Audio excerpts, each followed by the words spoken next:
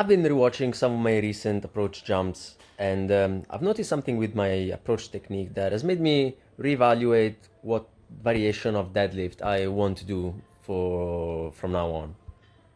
What I did notice has to do with the way that my leg extends through the penultimate step, or rather, there is a lack of extension that I think is making my steps slightly shorter and possibly could be taken away from my ability to harness ground force reaction. And I say this because it both makes sense from a biomechanical standpoint, and I've also seen this in many of the very good jumpers that I've been seeing both on YouTube and in sports like basketball or volleyball.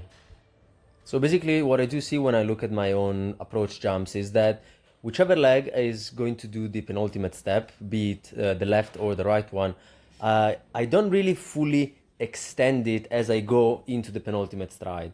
So there is a bit of a bend at the knee, and also it doesn't really go that much forward, so there is a limitation in mobility in my hips as well when my legs are spread in a long stride.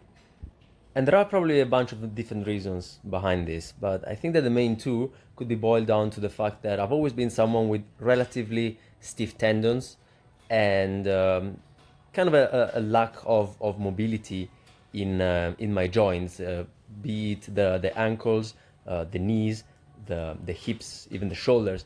And while this can be good in terms of jumping, stiffer tendons seems to be good at harvesting power and keeping it in order to release it. There's also the chance that slightly increasing the range of motion could actually be beneficial because it allows me to go for a slightly longer stride and accumulate more energy, store it, and then release it and potentially jump higher. And this would be the genetic reason if I had to name it in a way. And then there's also a different one that has more to do with the slight injury that I am recovering from in the back of my right knee, where my bicep femoris tendon attaches, and that's been inflamed slightly for a couple of months now. So definitely when I get into a slight knee flexion and there is a load applied to the hamstring, I start feeling a bit of an uncomfortable pull in that region. So it would make sense if my body was trying to preemptively reduce the range of motion slightly, not to get in a position that causes pain. I do not really see that when the left leg is the one that does the penultimate step, so I don't really know how much there is to it. But if I can slightly improve my mobility in both my hips and my knees when I'm going for a long stride, I think that there is something to be gained. And what I decided to do to address this situation is to go for a different deadlift variation, one that actually loads the hamstrings while there is a hip flexion with minimal knee bend. And yes, the legs are both together and they're not spread apart as it would be in long stride, but in this way I'm actually able to load them safely because I decide how far I'm going down through the range of motion, and in a way that allows me to stretch the hamstring both at the origin, up at the top in the hips, and at the attachment in the knee.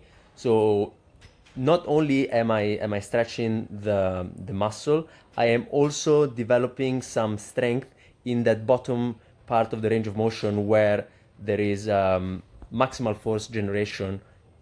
And if I'm progressively overloading the weight in those positions, which might also actually allow me to get slightly deeper, that extra weight should translate in hypertrophy, I guess, and also adaptation to that very specific position where the leg is extended in front of me, because there is a relative hip flexion when I'm going for a Romanian deadlift.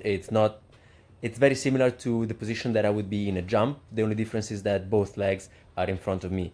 But strengthening that position with weights that I can manage is, I think, a good way to see this in terms of progression and hopefully improvements in my jump. Let's see.